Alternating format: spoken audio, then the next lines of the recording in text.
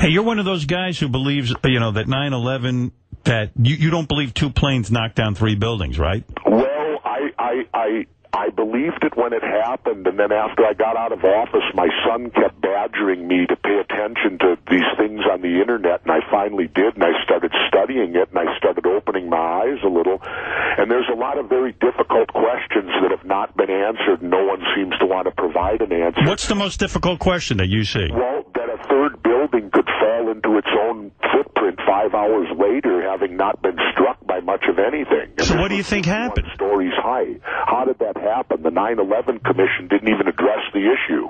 So what do you think happened? I hate to fear what could have happened, that possibly we did it to ourselves.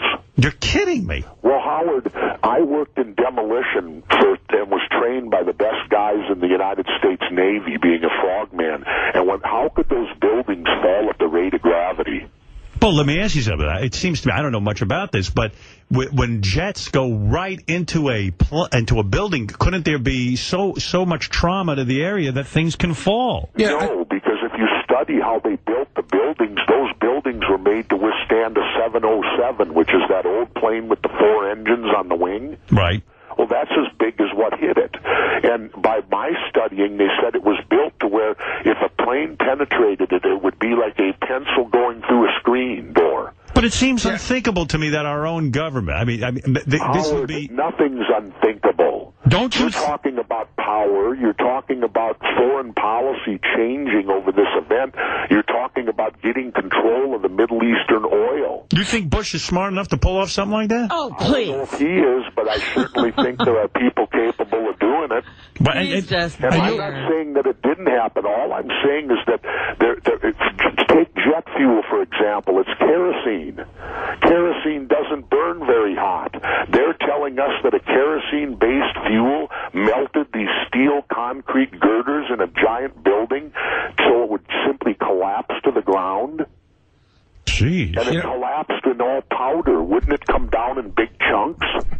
The thing is the fire caused the columns to weaken, and the sagging floors is what caused the building to implode. Okay, if that's the case, if you use that analogy, then when you go camping and use a propane stove, which propane burns hotter than kerosene does, if you leave it on for 2 hours and you put a big can of beans on your grill, shouldn't the grill collapse? See that, Fred? Shouldn't the metal weaken to the point where the weight of the beans on the grill... It's not that much weight and it's not that much heat. It doesn't happen. I don't eat beans. Well, the point I'm saying is these buildings would not collapse in that manner.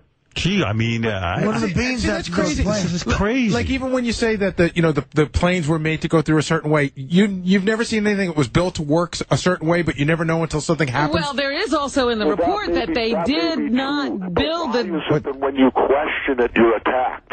But they didn't build the buildings to code. They scrimped and they didn't do everything they were supposed to do. Look at the history of the buildings. These 2 buildings were white elephants.